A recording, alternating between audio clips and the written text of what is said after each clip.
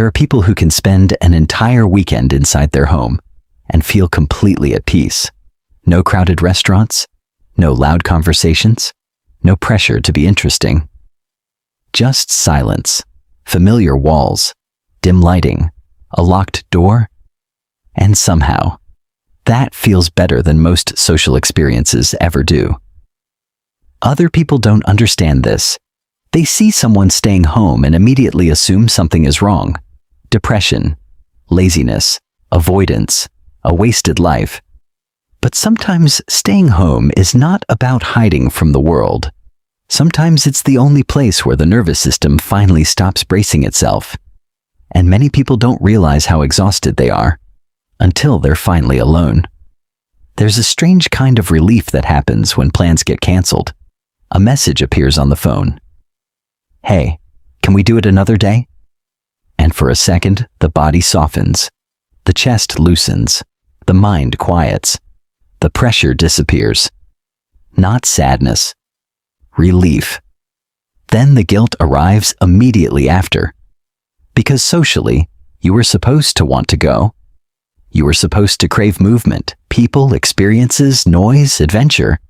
Instead, you wanted soft blankets, familiar sounds, and a quiet evening where nobody expected anything from you. That contradiction stays hidden inside a lot of people because the modern world celebrates external energy. People who are constantly outside seem more alive, more social, more successful, more emotionally healthy.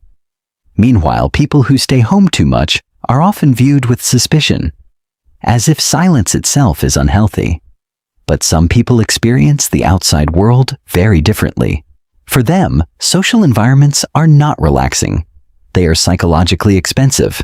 Some people get tired from activity. Others get tired from being perceived. That's the difference nobody notices. There are individuals who unconsciously monitor themselves around others almost the entire time. Their tone, their reactions, their eye contact, their timing, their facial expressions, even around friends, even around people they love, especially around people they love. Because social interaction often becomes a form of emotional management, a quiet performance designed to keep everything smooth, acceptable, and safe, not fake, protective.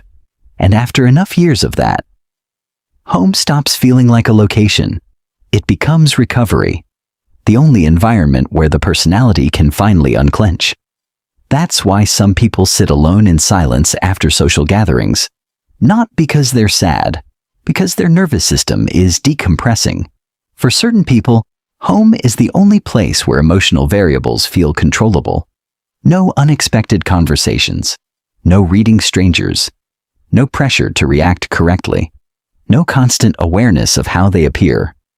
Predictability becomes calming to an overstimulated brain, especially for people who grew up emotionally hyper-aware. Children raised in tense environments often become adults who scan everything unconsciously. Tone shifts, footsteps, silence, facial expressions, energy changes. Their nervous systems learn early that safety comes from anticipation, so adulthood becomes exhausting in ways they struggle to explain. Crowded places drain them, not because they hate people, but because their brain never fully stops monitoring the environment. That kind of hyper-awareness burns energy invisibly, which is why someone can leave a completely normal social interaction and still feel deeply tired afterward. Nothing bad happened. No argument, no conflict, no disaster. But internally, the mind was working the entire time, watching, adjusting, managing, calculating. And eventually the body starts associating solitude with relief. The outside world asks for performance, home asks for nothing. That difference changes people more than they realize. At home, nobody watches you exist. You can move slowly, think slowly, feel privately. No social calibration, no emotional choreography, no pressure to appear energetic when you feel depleted. That freedom becomes deeply comforting for people who spent years adapting themselves to others. especially people who learned early that being accepted often required emotional self-editing. Some individuals become so used to performing stability, friendliness, or emotional control that solitude becomes the only place where they feel emotionally honest. What looks like isolation from the outside can feel like reunion on the inside. A reunion with the version of themselves that doesn't need to be managed. But this is where things become complicated, because peace and avoidance can look almost identical. That's the uncomfortable question many people quietly wrestle with. Am I protecting my peace or hiding from life?